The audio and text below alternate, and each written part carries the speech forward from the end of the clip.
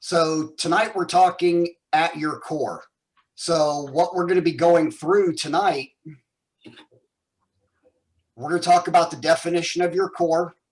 We're going to go over why it's important. We're going to go through movement patterns. And this is probably something you may not have seen before. We're going to talk about exercises for the different movement patterns. And I'm going to talk about how to progress some of the exercises we've already discussed. Then we're going to talk about injury prevention and a little bit more specific going through the mechanics of back injuries.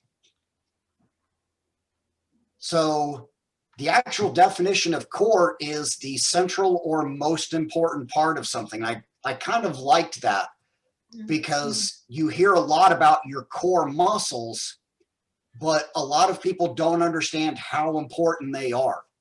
So you have basically your abs, what most people think of as their six-pack. That's only a small part of your core. When we talk about core, we mean all the way around. So this just kind of talks about the actual muscles that are involved, but I also like good visuals. So when we talk core, this is what we're actually talking about. And you notice your glutes are part of it and your hip flexors are actually part of your core. So one of the big things that we state is if your glutes are weak, your lower back is weak. So all of that ties in together. So when we say core, it basically starts at the top of your rib cage and literally goes all the way down to your hip flexors. And most people focus on basically their stomach, what's in front, but what's on the sides and the back is the most important part. So I think I've mentioned that last year, the Army and the Navy both got rid of sit-ups for their PT test.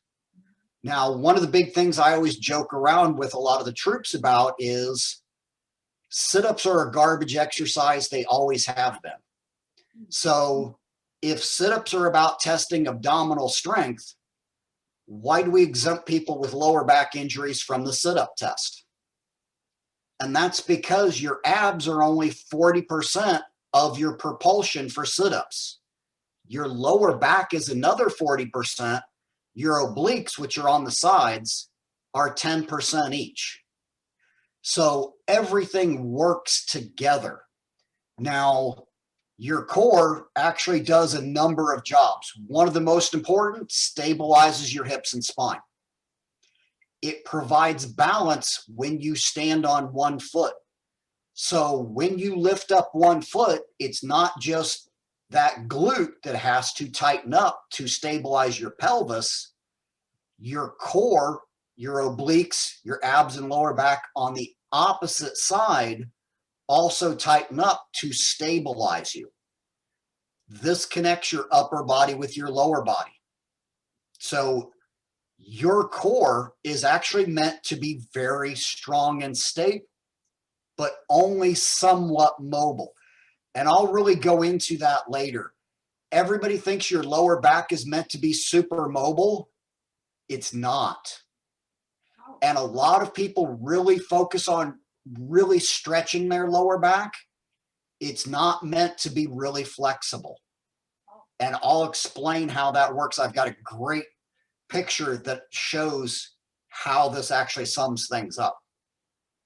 So your core, when we talk about movement patterns, we use what's called a fire protocol, military and acronyms. So there's 4 basic movement patterns for your core. The first one is flexion, meaning sitting up. Now, you do this all the time. You do a flexion pattern when you get out of bed, when you get out of a chair, when you get up from laying down in any fashion. So you use that one a lot.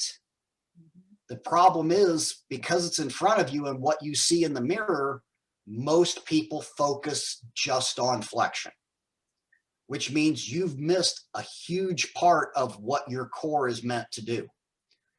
So isometric, and we're going to talk about these more in depth.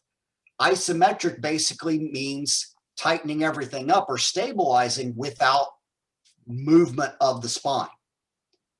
You have rotation, and then you have extension. So Dave sent out a thing to me earlier today, and it talked about TRICARE is actually beginning of January. If you have chronic back pain, TRICARE is actually authorizing 3 physical therapy visits covered under insurance. Oh. Now, one of the issues there, though, is, first of all, they're going to try to get you out of pain. That's the most important thing.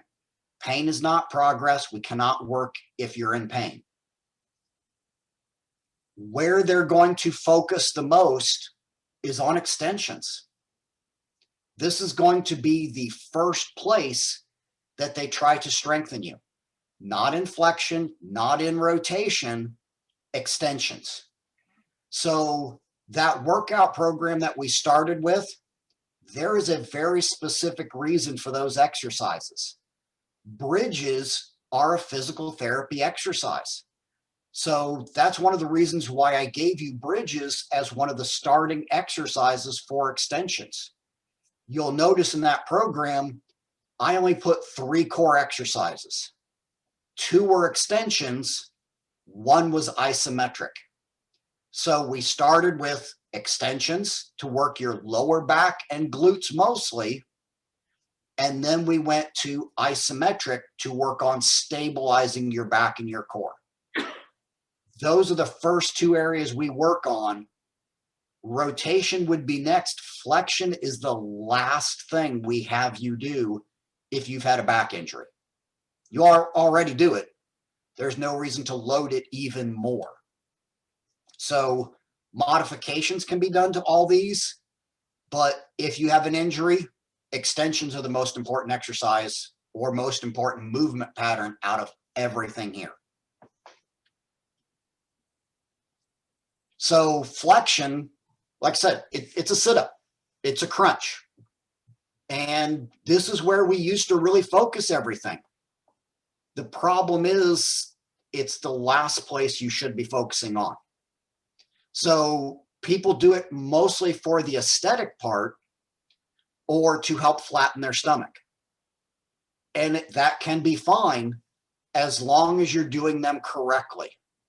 So when we teach people to do flexion, in the top of those 2 visuals, before the person actually starts to curl up, you actually suck the belly button into the spine first. So you have what's called transverse abdominis. It basically acts like a belt that goes around your lower back and abs. If you've seen bodybuilders with a 6-pack, but it's really distended and pushed out, that's because when they do sit-ups, they don't suck their belly button in. They actually push out on it when they're coming up. It actually stretches out those muscles in the transverse abdominis. It does not flatten out your stomach. It actually forces your stomach to stick out because that belt that's meant to cinch around you has become weak. So in these, you actually suck the belly button in first, then try to curl up or sit up. That way you're using rectus abdominis and transverse abdominis.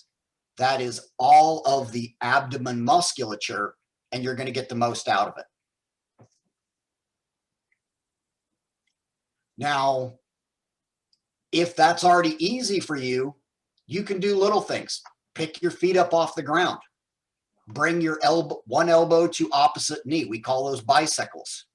Bring both elbows to both knees at the same time. We call those double crunches.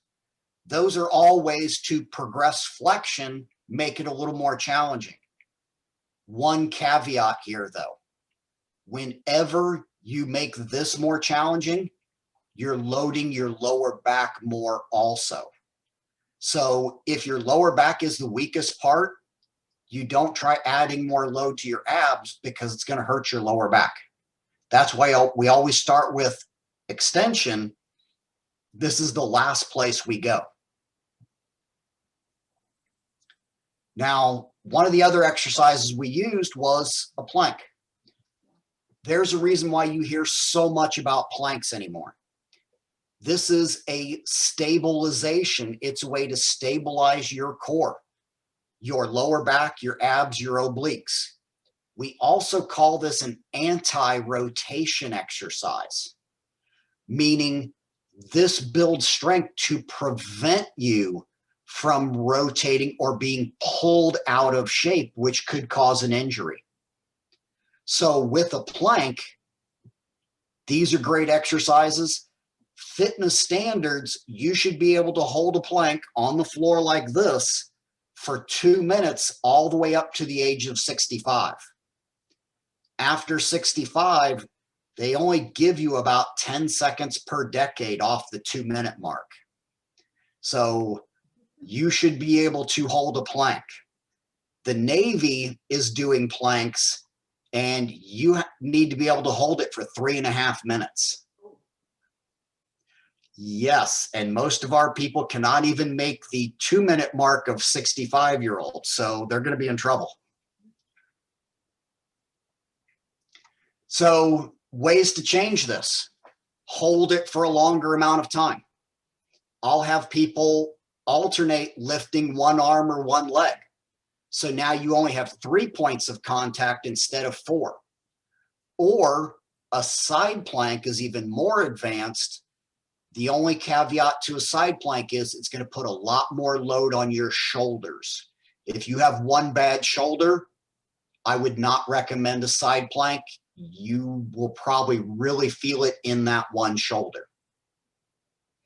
So this is a great way to do it. If your shoulders are weaker, lift a leg. Don't worry about lifting an arm. And if you lift a leg, it means your hips and glutes are going to work harder. If you lift an arm, your upper abs are going to work harder and upper back. So you can really kind of adjust this based on your needs or goals. Now, rotation. This is very important for your abs. However, it's a little contentious as far as risk for injury. So an even easier version of this is sitting where you are now, literally rotating head and shoulders one side to the other side. That's actually going to be a rotation that's going to work your abs a little bit. So we're always rotating, strengthening the body, slow, short range of motion initially. We want to be able to work on building up strength for rotation. And then how can we change this one up? Pick the feet off the ground, hold them up while you do it. It's going to keep the abs loaded and force you to rotate. Put a small weight in your hands, hold it at chest level. Force your body to move a little bit more weight. Doesn't have to be anything big, but start light and easy. Now, the single most important exercises are going to be extensions. So the top one with the gentleman in red, those are bridges. If you come into physical therapy, that is a staple of physical therapy. The other one is the lady that's on hands and knees first. We call these quadrupeds. This is also a physical therapy staple that we use. Supermans are a little bit more advanced, but that's also a great one. It's working your lower back, your hips and glutes. So that extension piece is huge. This really works on stabilizing your lower back. So hips and glutes, lower back.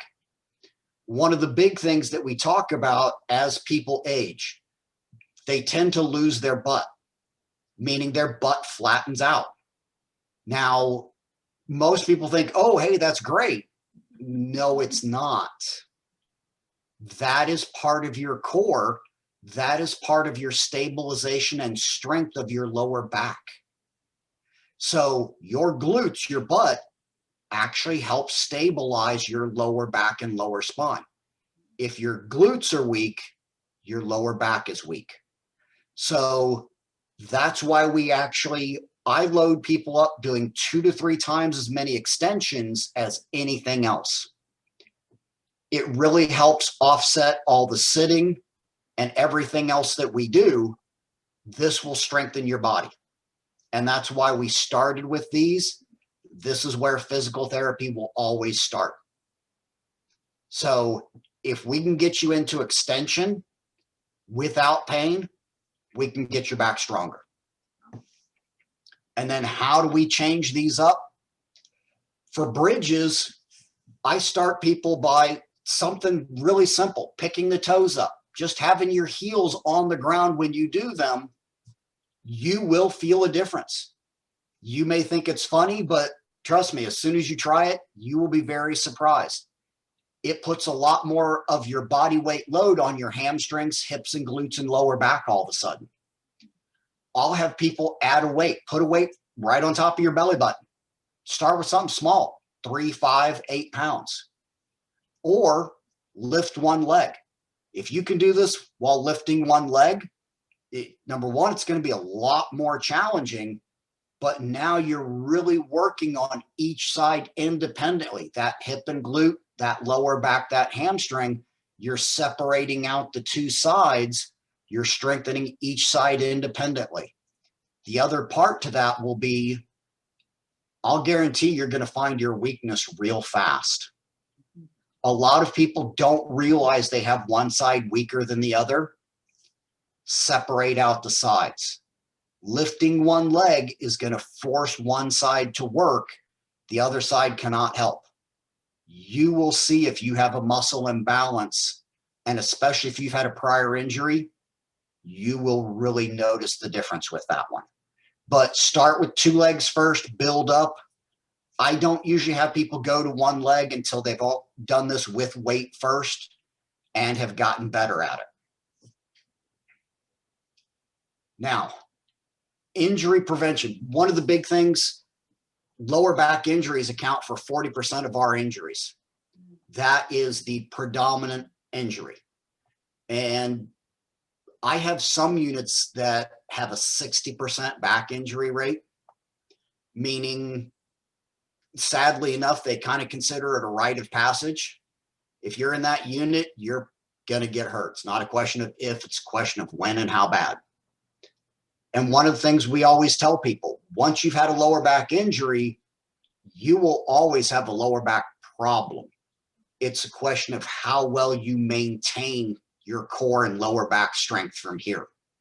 So the little piece on the lower right-hand side, the reason I wanted to show this to you, that disc in the middle, if you look, when somebody bends forward, the movement of that disc is going towards the back. So the worst possible thing you can do is bend forward and then twist at the same time. You've heard of people go out in the morning, bend over to pick up the newspaper, throw out their back. It wasn't the weight of the newspaper. It was that movement pattern. When you bend forward, you're trying to push the inside of those discs towards your, basically towards your backside. When you bend and then twist, you're now pushing all of that towards one single point on one corner, either back left or back right, depending upon which way you've twisted. So now you're putting a lot of force trying to push that disc out. And that's where people get hurt. Everybody thinks that inside our body there's open space. No, there's not. Our body is literally 0 tolerances. What that means is right up against your vertebra are your nerves. And above those nerves, now you've got your muscle and fascia. So if that disc pushes out a little bit, it pushes on a nerve, almost guaranteed. When we measure back injury, we measure it in millimeters. If we talk 5, 6 millimeters, that's a major back injury. That's big, because That is how much pressure and load is pushing on those nerves now. There's no empty space. So when those things are pushing, and once you tear one of those discs and herniate a little bit of the fluid, it does not fully repair and heal itself. You will always have a weak spot there. One of the things we state is #1 predictor of an injury is a prior injury. Because you've got a weak spot there, certain movement patterns, bend and a twist to the left, will do it every time, because that spot will never fully heal. So bend, don't bend and twist. Now, this actually shows herniated discs, bulge discs, ruptured discs, slip discs. It's all the same thing. You see how a little bit of that disc is pushing out and pinching on that nerve. One of the big things a lot of people don't realize is your body will eventually reabsorb that material. So it may take a couple months, but your body will literally reabsorb that material. When they go in and do surgery, a lot of times all they do is go in and cut off that little protruding piece. That's it. That takes the pressure off the nerve. You don't have pain anymore, but you still have that weak spot on that vertebra. So now the only thing that stabilizes that spine and keeps everything lined up are the muscles around it. That's why that lower back and core strength is so important. I don't care about a six-pack. I care about, do you have the lower back strength to prevent injuries like that? And that's what all the exercises are about, is literally preventing those types of injuries. So I've got one of my guys in public health. He actually just PCS'd to Florida. He's a big power lifter. He herniated 2 discs, and it was major herniations. He was in a wheelchair for a little over 2 weeks. We got him out of the wheelchair and got him back lifting again. Now he's 27, 28. So yeah, he's a youngin'. He recovers quickly.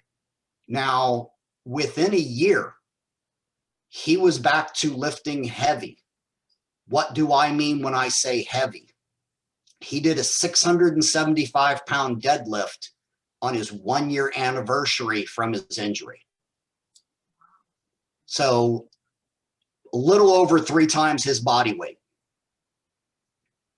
It can be done, but those exercises that I just showed you, I had him doing multiple variations of each. We call a lot of that accessory work. He was doing bridges, single leg bridges, planks, side planks, quadrupeds. I had him doing a ton of that to get his back strong enough to get him back to lifting again. So you can get back to lifting and get back basically to life, but you have to make sure you take care of the injury correctly. And we're going to talk about some of the things. How do you take care of back injuries? So this is what I was talking about as far as our body. If you notice the circle where it says where the lower back is, that's meant to be very stable. Your hips are meant to be mobile. Your knees are meant to be stable. Your ankles are meant to be mobile. Now, going up from your lower back, what we call your mid-thoracic, that is meant to be really mobile. Your neck is meant to be stable. So everybody that cranks on their lower back really twists and turns it.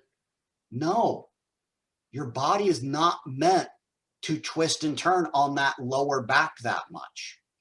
Your mid back, yes. So when I talk to the pilots, when they're in the cockpit, and obviously they don't have rear view mirrors like we do in the cars, When they have to turn and look and see if something's coming up behind them, well, their hips and butt are still staying in that seat. So it's not their lower back that's turning. It's between their shoulders and their lower back that's turning the most. That is your mid-thoracic spine. That is meant to be very mobile.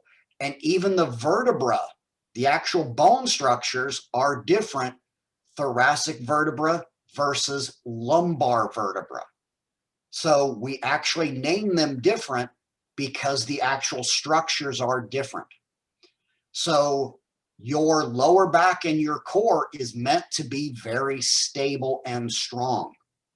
Yes, you need some mobility, but strength is the key issue there, not flexibility. So if you have a back injury, ice. Everybody thinks the old ice for a day or two, then switch to heat. No, ice. Ice is your friend if you have a back injury. Why?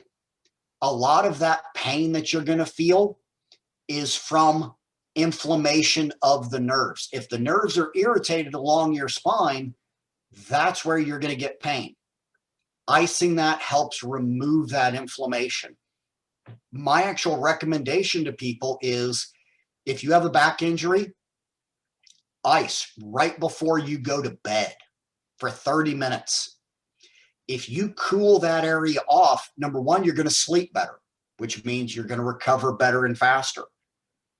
It's also going to allow you to get to sleep better. A lot of people that have back injuries have trouble getting to sleep because their back is irritated. Icing it before you go to bed. If the muscles surrounding your back, a lot of times they will tighten up, and we call that guarding. The reason why they tighten up so much is to prevent you from hurting yourself again. Yes, you can heat those. So heat for muscles, but along the joints, ice, and especially nerves, it's always ice.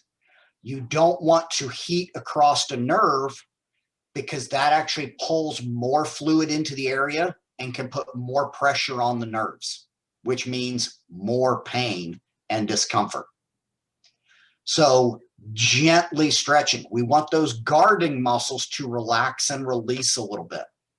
Most of the time, 2 or 3 days post-injury, the reason why people walk around so stiff, it's because everything is tightened up because they're guarding. It's not because of that initial injury. Everything is tightened up. We need to stretch that out a little bit. Foam rolling is great. The key thing is never stretch to the point of pain. You want to get out of pain first before you start any of the strength training exercises. So the 2 to 3 visits for physical therapy, there's a reason why they do ice packs and ice therapy. It's to reduce the inflammation to get you out of pain. And the goal initially for physical therapy is get you out of pain before they ever start doing any strength training. So if you find, you're out gardening, you're out doing whatever, and your back's a little sore, ice it. Ice it that night. Don't wait, ice it. If we can keep those nerves from becoming inflamed, we can really prevent a lot of the problems there. So big things with your lower back. We want you mobile, but we want you strong. Strength is going to be the most important part of it. Your mid-thoracic should be mobile, but you need to make sure you're strengthening. And extension is the most important part. So your bridges, then isometric stabilization, that's your planks, then rotation. The last one is flexion, which is totally backwards of everything you're going to see in the gym. Questions? So Dave mentioned sciatic pain. A lot of times when we have sciatic pain, It's usually a muscle imbalance side to side. So one of the big things, if you sit a lot, your hip flexors, so remember how we talked hip flexors are a part of core. If your hip flexors are too tight, it will actually pull you into what we call a slight anterior pelvic tilt. Your hips will be a little forward.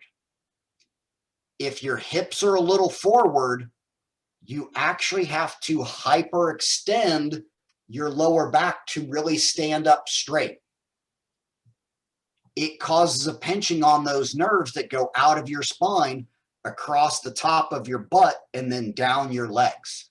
That's sciatic pain. Usually what we find is one side will be a little bit tighter than the other. And then on the back muscles, one side will be weaker than the other.